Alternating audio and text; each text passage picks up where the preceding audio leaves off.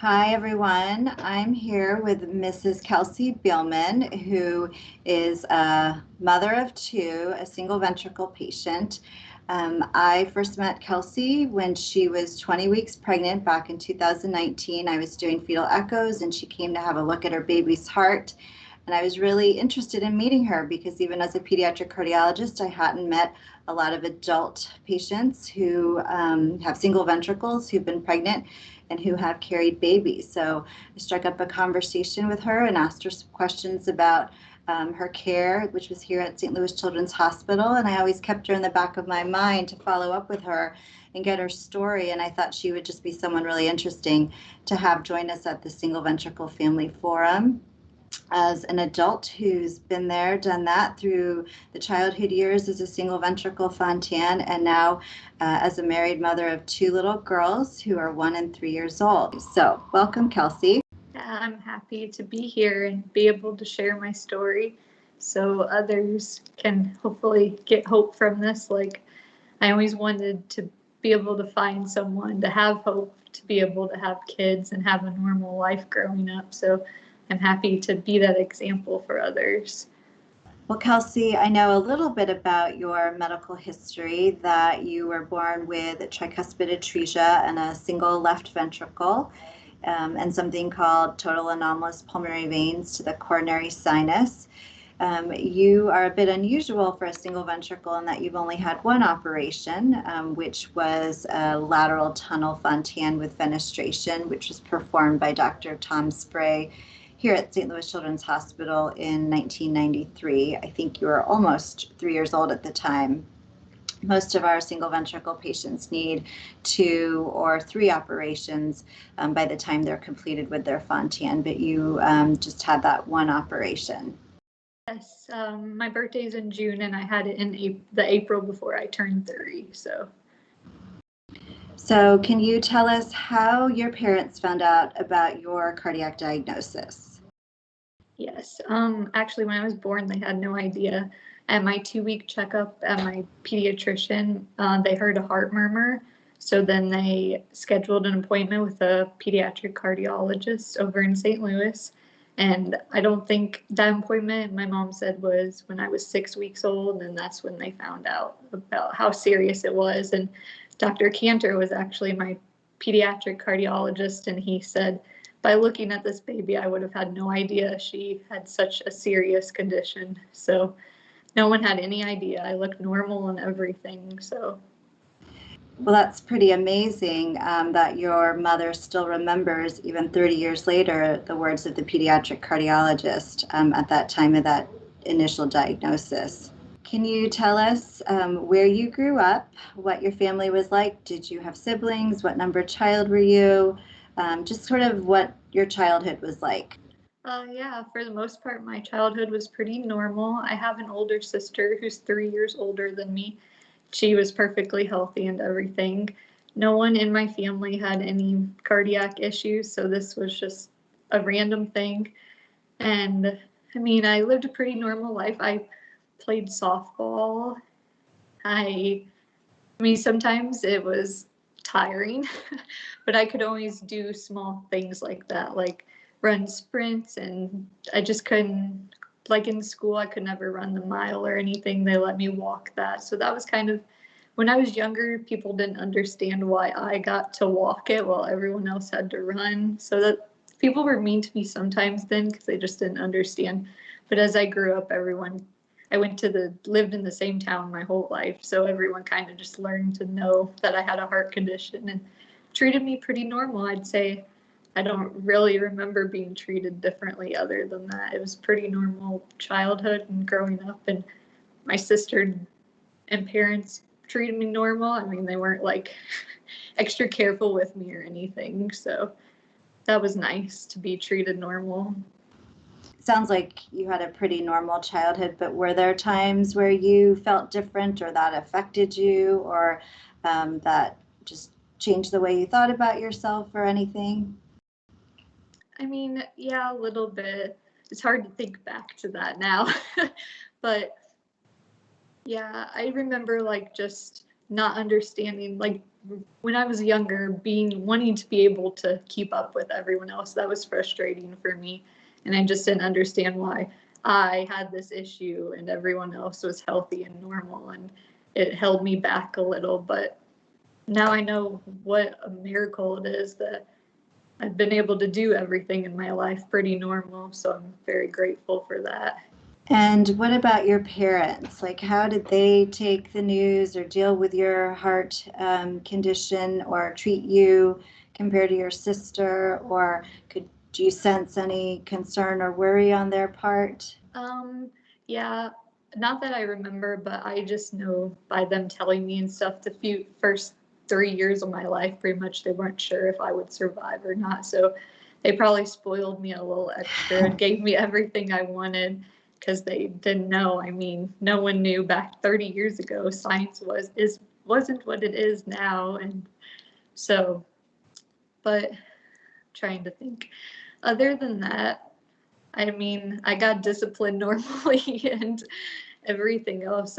They took it easier on me for like not being able to maybe do as much housework and chores and stuff because I got worn out a little easier than everyone else, than my sister. But other than that, I'd say after my surgery and they knew I was going to be okay for the most part, they treated me pretty normal after that. Can you tell us what school is like? Like, how did you do in school? Because as over the years, we're learning more about the neurodevelopmental issues that some of our congenital heart disease patients can have, some difficulties in school or attention, some learning issues. Certainly not all, but some. So did you encounter any of those things? No, not really. I made mostly A's and B's in school, and it was pretty easy for me. I did pretty well for the most part, and never really noticed having difficulty concentrating or anything. So I was pretty lucky with that, I guess. And I had no idea about that, but that's news to me. We're learning more about that as time goes on. And so how far in your education did you go, and have you worked after schooling? Yeah, I went to nursing school for a little while. And before that, I got my CNA and EMT license, but it just became too much for me to keep up with. And I was getting sick a lot in clinicals and everything. I think just being around sick people and in the exhausting environment. So I decided to drop out of that because I just thought my health was a little more important than that, and I could figure out to do something else. And then I became a full-time nanny. So I'd like to ask you about your experiences as a patient here at St. Louis Children's Hospital and coming to cardiology visits. Like, did your pediatric cardiologist counsel you and your parents? Like, how did they counsel you about the future? And did they ever talk about something like contraception or pregnancy with you? I mean, I had phenomenal care at St. Louis Children's. I loved it there. I always looked forward to my yearly checkup. I was excited to go. And um, it was, I mean, they kept me till I was 21, luckily, because I made them. But I loved it there. My pediatric cardiologist didn't really counsel me on that because he said he hoped he wasn't going to have to deal with it with me, and that would be somebody else's issue. So I didn't get a lot of counseling into that because he didn't think he would have to do that with me. He was hoping at least. So. And then you mentioned transitioning at the age of 21 years. So can you talk about what that was like going from a children's hospital to the adult side?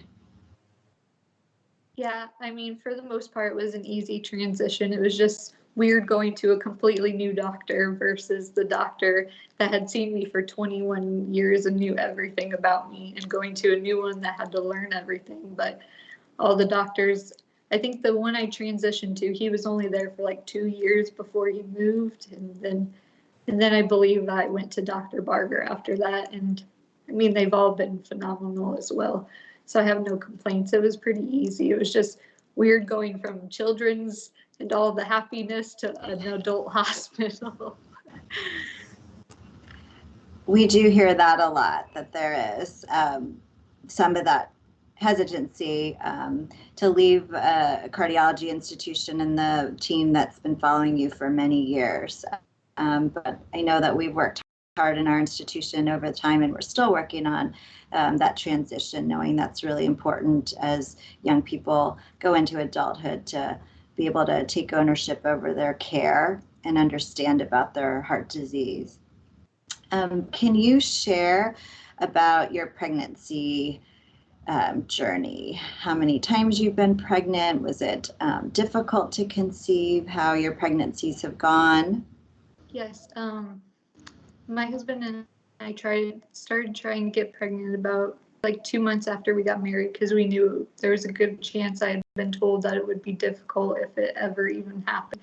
So we decided to start trying because we wanted kids, and we had tried about a year on our own without anything happening. So we decided to see a fertility specialist, and everything looked pretty normal for the most part, but I don't know, they were not really sure. So they just decided to try an IUI. And the first one we did, I did get pregnant, but I miscarried at 8 weeks, I believe. And then we tried a few more times, and I miscarried 2 more times. And then on the 7th and final IUI, we decided to try. I got pregnant with my oldest daughter, and she was my first successful pregnancy. Everything was going on track, and at about 25 weeks when we had our checkup, they noticed she had dropped below the first percentile, so they were a little concerned with that. She was diagnosed with IUGR, and so they decided to watch her a little more carefully. We were pretty scared, but luckily everything went well, and she just continued to grow at her small pace, and she was delivered at 36 weeks, 5 days. Via C-section, because they weren't sure that my heart would be able to handle the pushing. She had to go straight to the NICU just because of her size, but she didn't have any issues breathing or anything. And then I was put in the ICU for 24 hours to be monitored after everything, just to make sure my blood pressure went back to normal and everything. And then at 12 days, she had surpassed that 4 pounds, so we were able to go home. And ever since then, she's been pretty normal. She's on the smaller side still, but she's perfectly happy, almost 3-year-old, and plays normal. And you would never know she was so tiny when she was born. So I think with your experience with that pregnancy of her being on the smaller side, what we call IUGR, intrauterine growth restriction, is not uncommon in women with Fontans who carry pregnancies, as we heard from Dr. Lindley's talk earlier in the day. As well, the potential for miscarriages. I think your experience is not unusual either. But so that was your fourth time pregnant, but your first successful one, and then you got pregnant another time. Yes, my second was actually a complete surprise. She was conceived completely natural, which I didn't know was possible. And we weren't really trying, but we weren't being careful after how hard the first time was.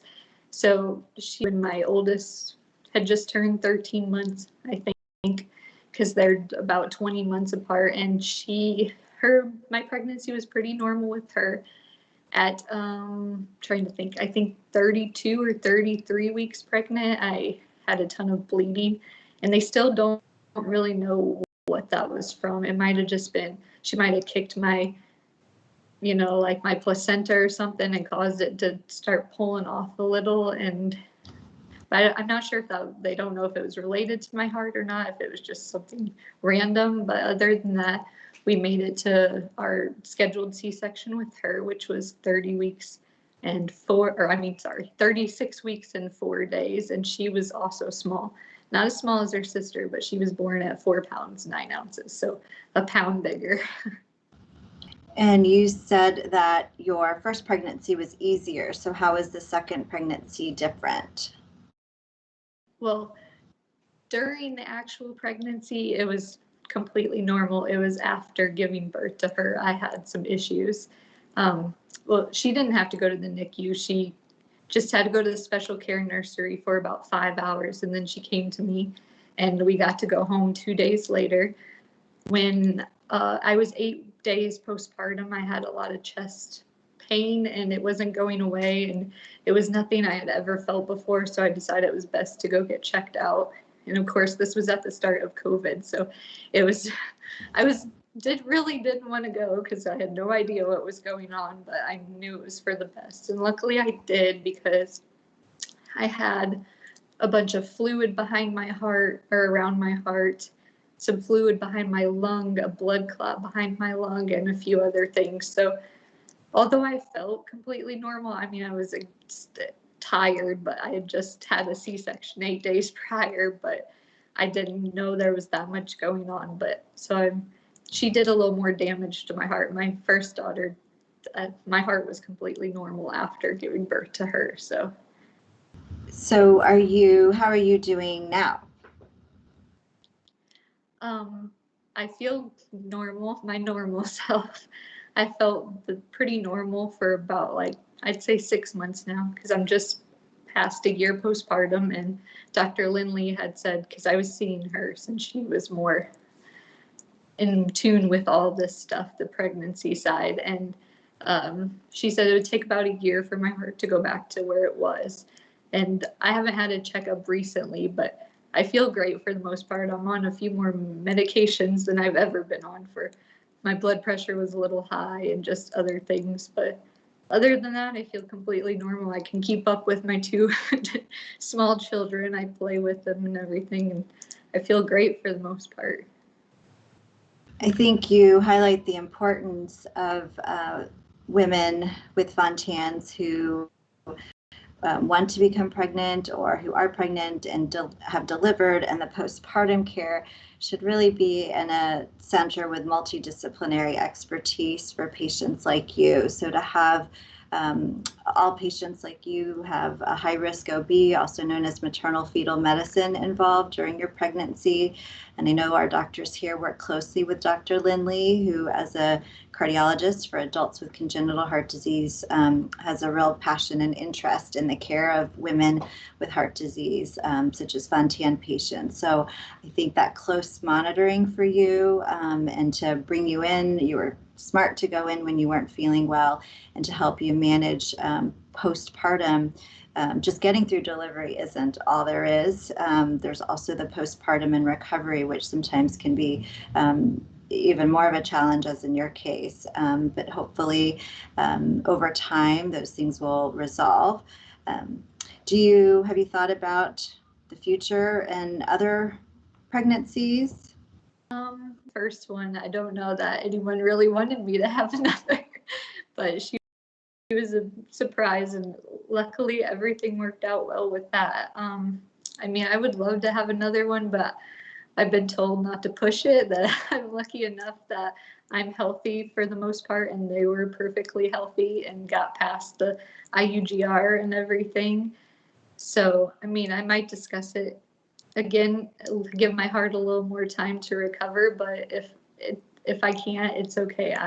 I feel completely blessed to have my 2 children. I never knew if I would be able to have one, let alone 2. So I'm perfectly content with them. Well, I do think you really are blessed to have your 2 little girls. We really thank you for sharing your story.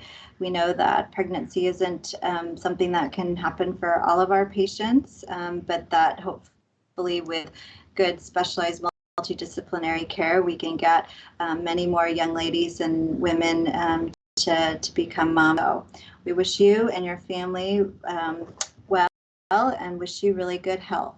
Thanks for your time, Kelsey. Yeah, thank you so much for having me. I'm happy to give others hope, and I hope my story just helps others, because like I said at the beginning, I would have loved to have an example to go by, because I always ask my cardiologist, like, can people like me have children before I did? And he was like, well, I mean, yeah, but everyone is different. Everyone handles it differently. So you just gotta sometimes play it by ear, but definitely seeing examples of hope is nice. So I'm very happy to be one of those. Thank you. Thank you.